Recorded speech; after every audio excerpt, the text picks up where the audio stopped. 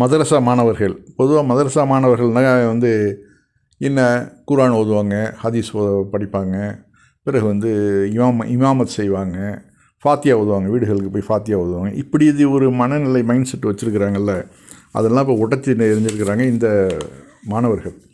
அதாவது டெல்லியில் உள்ள ஜாமியா இஸ்லாமியா சனாபில் மதரசா, இந்த மதரசாவில் படிக்கக்கூடிய பிள்ளைங்க வந்து மிகப்பெரிய அறிவியல் கண்டுபிடிப்புகளை சமீபத்தில் தங்களுடைய கண்டுபிடிப்புகளை மக்களுக்கு பார்வையில் வச்சுருக்கிறாங்க. அதில் வந்து இந்த பார்க்குறோம்ல, இந்த ஆமை வடிவிலான ஃபைட்டர் ஜெட் வந்து மேலேயும் போகும், அதே சமயத்தில் கீழேயும் இருந்து பீரங்கி மாதிரி தாக்கிட்டு தேவைப்பட்டால் மேலேயும் பறக்கும். அது மாதிரியான விஷயங்களை இந்த பையன் வந்து கண்டுபிடிச்சிருக்கிறாப்புல. இது வந்து ரொம்பவும் பாராட்டப்பட வேண்டிய விஷயம்.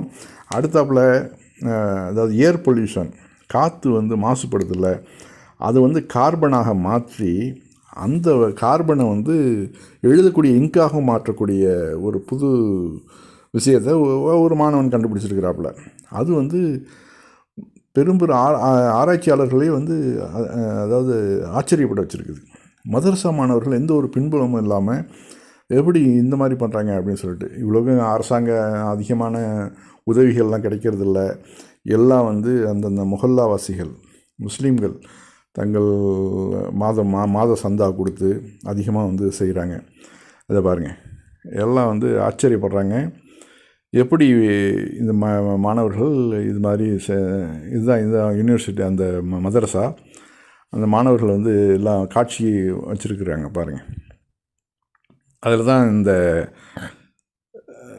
இதுதான் வந்து இந்த கச்வான்னு சொல்லுவாங்க, அந்த ஆமை வடிவிலான ஃபைட்டர் ஜெட்டு, அது வந்து எப்படி வந்து போய் தாக்கும் அப்படிங்கிறதான் விவரிக்கிறாப்புல அந்த மாணவன். இது வந்து மிலிட்ரியில் இருக்கணும், நம்ம இந்தியன் மிலிட்ரியில் வந்து சேர்க்கணும் அப்படின்னு நான் என்னுடைய ஆசை அப்படிங்கிறாப்புல. அதுக்கு அடுத்தாப்புல தான் இந்த கார்பன், அந்த ஏர் பொல்யூஷன்லேருந்து இந்த கார்பனாக மாற்றி அதை எழுதக்கூடிய இங்காகவும் மாற்றுறாங்க.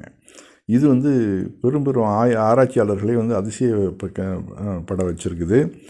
இது வந்து கண்டிப்பாக நம்ம மாணவர்கள் இந்தியாவை மேலும் முன்னுக்கு கொண்டு வரதுக்கு மதரசா மாணவர்கள் தங்களாலான முயற்சிகளை மேற்கொள்வாங்க.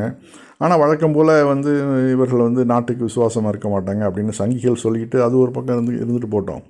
அதை பற்றி நம்ம இந்த காதில் வாங்கி அந்த காதில் விட்டுட்டு போயிட்டே இருப்போம்.